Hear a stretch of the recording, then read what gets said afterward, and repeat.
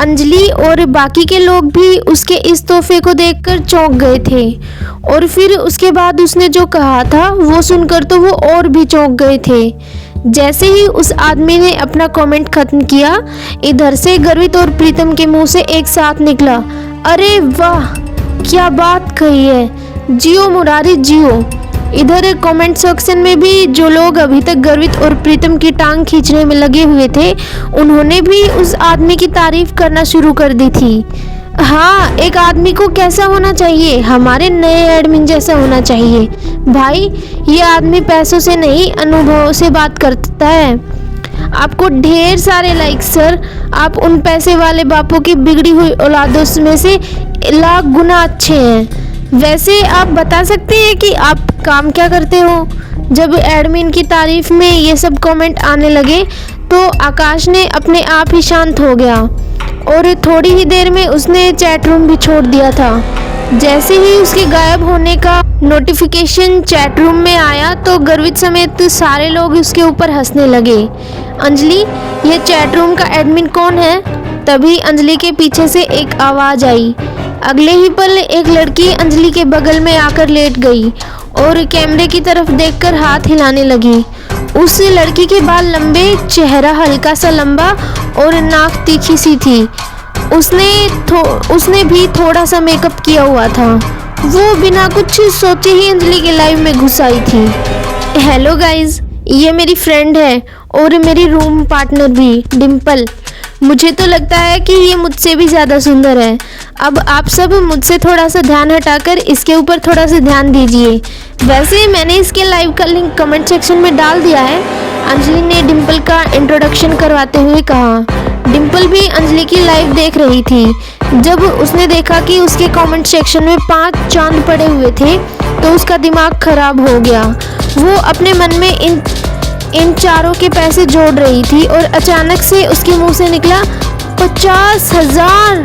उन चांदों को देखकर डिम्पल का भी मन कर रहा था कि वो उस अमीर आदमी से मिले और बात करे जिसने अंजलि को इतना बड़ा तोहफा दिया था। लेकिन उससे पहले वो इस आदमी के बारे में जानना चाहती थी, इसलिए उसने अंजलि के सामने देखा और पूछा, अंजलि, तुमने मेरे सवाल का जवाब अभी तक नहीं दिया है। मैं पूछ रही हूँ कि ये आदमी कौन है?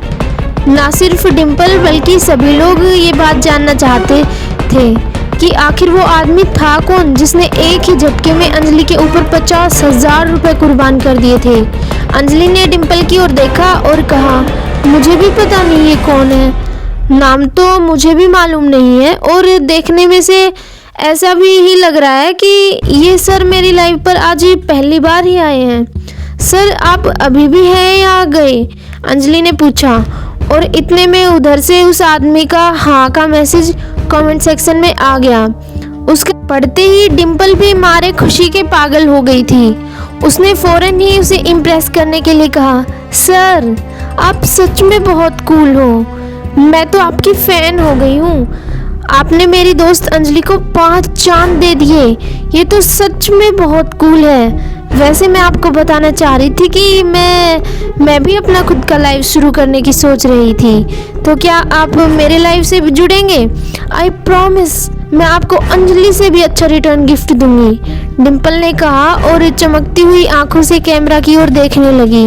इधर जब गर्वित ने देखा कि लकी भी उस लाइव से जुड़ा हुआ था और पलंग पर लेटकर अपने फ़ोन को देख रहा था, तो उसने लकी से कहा, ओए लकी, उसे देखना बंद कर यार, तू जानता है ना वो 1 नंबर की लालची लड़की है। पैसे देखते ही उसकी जुबान लपलपाने लगती है, कितनी बेशरम है यार ये, गर्वित ने कहा। लकी ने उसकी बात को सुनकर भी अनसुना कर दिया और वो आगे फ़ोन की स्क्रीन की ओर ही देखता रहा। डिम्पल, अंजलि ने कहा और उसे गुस्से से देखने लगी। वो ज़बरदस्ती अंजलि का आइडिया चुराकर उसका काम खराब करना चाह रही थी। जैसे ही डिम्पल ने अंजलि को देखा तो उसने कहा, मुझे तो तुमने कभी नहीं बताया कि तुम अपना लाइव शुरू करने वाली हो। अगर तुमने शुरू कर भी दिया तो भी तुम्हें क्या लगता है कि तुम मेरे इस चांद को मुझसे छीन लोगी?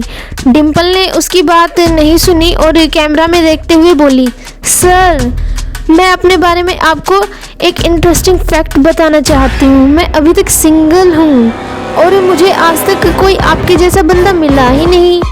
मिल भी कैसे सकता था? आप जैसी तो सिर्फ आप ही हो ना। अब अगर आपको भी कोई मेरे जैसी बंदी ना मिली हो तो हम लोग मिल सकते हैं, एक दूसरे को जान सकते हैं। सर आपका तो पता नहीं, लेकिन मुझे तो आपसे मिलने का बहुत ही एक्साइटमेंट है, डिम्पल ने कहा और शर्म के मारे अपने गालों को लाल कर लिया। ये डिम्पल की कला थी, वो जब चाहे अपने चेहरे का रंग बदल सकती थी। जैसे ही उसने ये बात कही, नीचे किसी ने कमेंट किया, क्या कहा तुमने?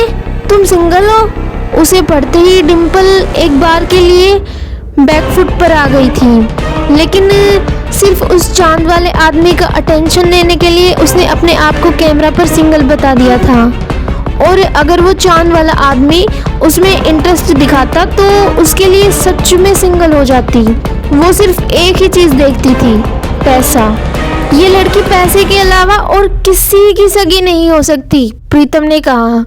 लकी ने उसकी तरफ देखा मगर उसकी आंखों में कोई गुस्सा नहीं था। हाँ, मैं अभी तक तो सिंगल ही हूँ और आज तब मैंने किसी को अपना बॉयफ्रेंड बनाया ही नहीं, डिम्पल ने जानबूझकर शर्माते हुए कहा। अरे दीदी, क्या बात कर रही है? एक लड़के ने नीचे लिखा और चौंकने वाला इमोजी चिपका दिया। अंजलि के चेहरे के भाव भी उस इमोजी जैसे हो गए थे और उसने डिम्पल की ओर देखते हुए पूछा, कैसी बात कर रही हो डिम्पल? सबके सामने लाइव आकर झूठ? पूरी क्लास जानती है कि अभी अभी तुम्हारा लकी के साथ ब्रेकअप हुआ है और पूरी क्लास ये भी जानती है कि तुम आजकल राहुल के साथ घूमती हो। डिम्पल अंजलि की बातों को सुनकर हैरान रह गई थी। अरे तुम भी कुछ भी बोल देती हो अंजलि, मैं और राहुल तो बस अच्छे दोस्त हैं और इसके अलावा और कुछ नहीं। हम सिर्फ साथ में हैंग आउट करते हैं। और जहाँ तक बात रही लकी की, वो तो बेचारा इतना गरीब है, मैं तो सिर्फ उसकी पढ़ाई में हेल्प करती थी। कभी उसे कोई टॉपिक समझ नहीं आता था तो उसे समझा देती थी और कभी उसे नोट्स दिलवा देती थी। हाँ, जब उसे भूख लगती थी तो हम साथ में गोलगप्पे खाने चले जाते थे। वो पैसे देने के लिए खूब इंसिस्ट करता था, लेकिन मैं उसे पैसे देने नहीं देती थी। अब तुम लोग सोच रहे हो मेरे और उसके बीच कुछ चल रहा है, तो ये सब बकवास है। डिम्पल से जितना हो सका उसने उतनी सफाई से झूठ बोलते हुए कहा। अंजलि को उसकी बातें सुनकर गुस्सा तो आ रहा था। वैसे सर, अगर आप डिम्पल के बारे में और कुछ जानना चाहते हैं तो मुझे भी। इससे पहले कि अंजलि आगे कुछ कह पाती, उसने देखा कि एडमिन चैट रूम छोड़कर चला गया था। उसे जाते हुए देखते ही डिम्पल और अंजलि का मुंह उतर गया था। इधर लकी ने अपना फ़ोन बंद किया और आंखें बंद करके अमित के पलंग पर लेट गया। उसकी शक्ल प्रीतम और गर्वित को दिख नहीं रही थी। वो दोनों अभी उस लाइफ से जुड़े हुए थे, लेकिन उन दोनों को भी लकी के लिए काफ़ी बुरा लग रहा था। इधर लकी दीवार में अपनी नज़रें गड़ाए उसे एकटक देखे जा रहा था। उसके दिमाग में अभी भी डिम्पल की कई बातें गूंज रही थी। उसे विश्वास नहीं हो रहा था कि जब डिम्पल ये सब चीज़ें कह रही थी तो उसकी आंखों में ज़रा भी दर्द नज़र नहीं आ रहा था। वो ये सब ऐसे कह रही थी जैसे उसके और लकी के बीच तो कुछ था ही नहीं। वो सिर्फ लकी का एक सपना था और डिम्पल का उससे कोई और लेना देना नहीं था। अब ऐसे में अगर उसे पता चलता कि लकी कौन था और फिर वो उन शब्दों के बारे में सोचती जो आज सुबह पूरी क्लास के सामने लकी को उसने सुनाए थे, तो उसकी शक्ल कैसी हो जाती। लकी एक बार तो उसका ऐसा चेहरा देखना चाहता था। ये सब सोचते हुए लकी को कब अमित के बिस्तर पर नींद लग गई उसे पता ही नहीं चला। अगले दिन जब उसके बाकी दोस्त क्लास के बाद कमरे पर आ गए तो वो लोग लकी को भी अपने ही साथ ले आए थे। वो लोग अपना लंच खत्म कर चुके थे और उसमें से उन्होंने थोड़ा बहुत लकी के साथ भी शेयर कर लिया था। इधर लकी अपना बैंक बैलेंस देख रहा था। कल जो 50,000 उसने खर्च किए थे, उसे लग रहा था कि उसने समंदर में से सिर्फ एक बूंद पानी निकाल ली थी। क्या सारा टाइम फ़ोन देखता रहता है? मेरी वार्डन से बात हो गई है, उसने कहा है तुम जब चाहो तब फिर से शिफ्ट हो सकते हो, इसलिए हम आज ही तुम्हारा कमरा खाली करके सारा सामान यहाँ ले आएंगे। अमित को भी कोई दिक्कत नहीं है, उसने भी हाँ कर दी है, प्रीतम ने कहा। लकी का भी उस कमरे में अकेले मन नहीं लग रहा था, इसलिए उसने भी हाँ कर दी थी। यार तुम लोग सच में जान हो, लकी ने कहा और प्रीतम और गर्वित के गले लग गया। अबे जा, सिर्फ गले लगने से काम नहीं चलेगा, शाम को असली वाली पार्टी देनी पड़ेगी, गर्वित ने कहा और झूमते हुए बोतल का इशारा कर दिया। सब लोगों को हंसी आ गई। वो लोग मजे मस्ती कर रहे थे कि इतने में अमित आ गया।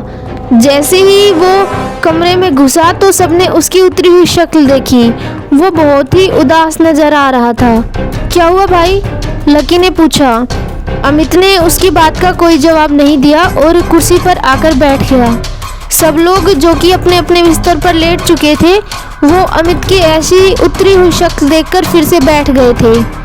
बताना भाई, क्या हुआ? स्पोर्ट्स अथॉरिटी ने फिर से तेरे साथ कोई गेम कर दिया क्या? गर्वित ने पूछा और लकी की ओर देखने लगा। अमित कुछ नहीं बोल रहा था और बस अपना चेहरा लटकाकर बैठा हुआ था। उसे कुछ समझ में नहीं आ रहा था कि आखिर उसके दोस्त उसकी बातों को कैसे लेने वाले थे, लेकिन उसके पास और कोई था ही नहीं जिसे वो ये सब बता सके। इसलिए उसने कहा, नहीं कोयल को कुछ हो गया यार। और कहते ही उसने अपनी गर्दन नीचे झुका ली। बाकी तीनों लोग घबराई हुई नजरों से उसे देख रहे थे। पर हुआ क्या भाई? वो ठीक है? लकी ने उसके पास लगी कुर्सी पर बैठते हुए कहा। जिस हिसाब से अमित की शक्ल दिख रही थी, लकी समझ गया था कि मामला इतना सीधा भी नहीं था जितना बाकी के लोग समझ रहे थे। अमित वैसे भी छोटी मोटी चीज़ों से घबरा जाने वालों में से नहीं था।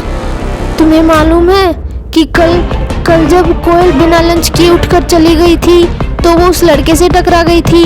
फिर उन दोनों के बीच में कहासुनी हो गई थी और फिर हम सब लोग बीच में कूद गए थे। बाद में कोयल ने वहाँ से निकलकर पुलिस में उसकी शिकायत भी कर दी थी। लेकिन मुझे आज मालूम पड़ रहा कि वो आदमी कौन था। अमित ने घबराते हुए कहा। कौन था? लकी ने पूछा। सब लोग अमित के चेहरे को बिना पल के झपकाए हुए देखे जा रहे थे। वो मोहित रायजादा था। उसके पिता लायन ग्रुप ऑफ कंपनीज के मालिक हैं और वो लायन ग्रुप का आने वाला CEO है। Lion group? प्रीतम के मुंह से निकला। उसने अभी जो सुना था उस पर विश्वास ही नहीं कर पा रहा था, इसलिए चौंक कर उसने अपने कानों को 2-3 बार खुजाया। भाई, लायन ग्रुप तो दिल्ली का 10 सबसे बड़ी फर्म में आता है ना? अरे यार, ये तो कोयल ने बड़ी मुसीबत मोल ले ली। जब लकी ने उसे शांत करवा ही दिया था तो फिर उसे पुलिस के पास जाने की क्या जरूरत थी? गर्वित ने कहा। अचानक ही कमरे में बैठे सभी लोगों की नींद खुल गई थी और उसके दिमाग की बत्तियां जलना शुरू हो गई थी। लकी देख पा रहा था कि गर्वित अभी भी बड़बड़ाए जा रहा था, इसलिए उसने उसे शांत करवाने के लिए कहा, हाँ लेकिन कोयल भी तो किसी बड़े परिवार की बेटी है ना भाई। उसके पिता का अकाउंट अगर न्यू सिटी बैंक में है तो वो पावरफुल तो होगी ही ना, लकी ने कहा।